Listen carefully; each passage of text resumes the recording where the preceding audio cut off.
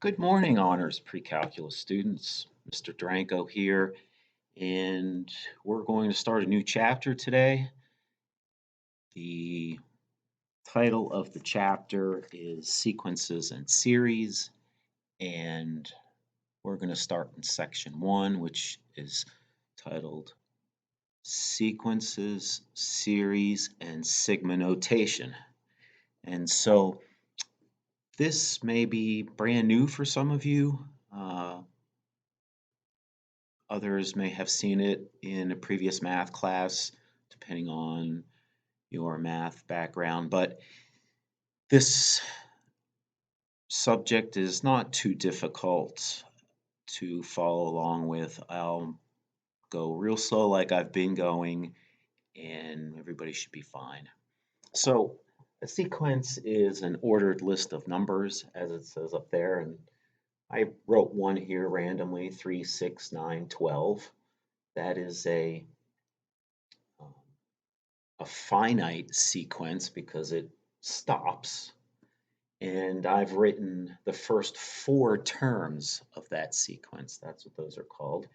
I can turn this into an infinite sequence if I just put 3 dots there, and then we know that it goes on, and each term is 3 more than the previous term. And so that's what is meant by an ordered list of numbers. Sometimes this sequence can be listed not by the terms but by a formula.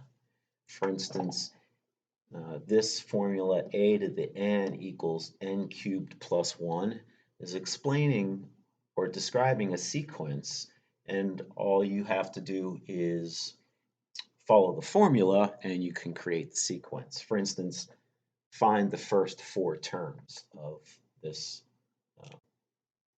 of this sequence described by this formula. So the first term would be term 1, and a to the 1 would be 1 cubed plus 1, and so it would just equal 1, and that would be the first term.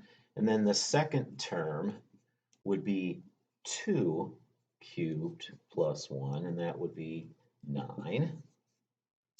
And the third term, we would put a 3 in here, and I think we're all getting the idea here. And so then this sequence would be 1, 9, 28, and then dot, dot, dot.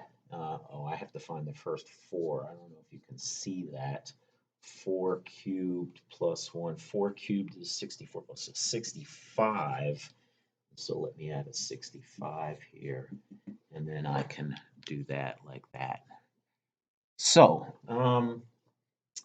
that is sequences, or the first part of sequences. The next part, it's possible for us to get an explicit formula that is recursive. Take this, for example. Let's say the first term is 3 in a particular sequence, and the formula that describes the sequence is listed like this.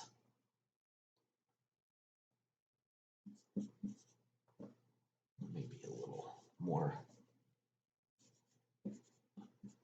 And so every term in this sequence depends on the previous term. That's what that means. And so if the first term is 3, then the second term would be 3 times, and now this is the previous term, and the previous term would be the first term, so that would be 3. And then n is 2 plus 2, and this would be 9. 9 plus 2 minus 2 just be 9. And then I can keep going here, right? 3, this is the previous term. The previous term is 9. This is n. And this is 27 minus 3, which is 24 plus 2, or 26. And I can just keep going here. And so that's called a recursive sequence, because each subsequent term depends on the previous term.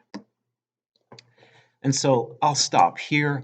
I'll give you a few problems to try that look just like this, and hopefully we'll be okay. If you have any questions, don't hesitate to email me, and have a good few days. Bye.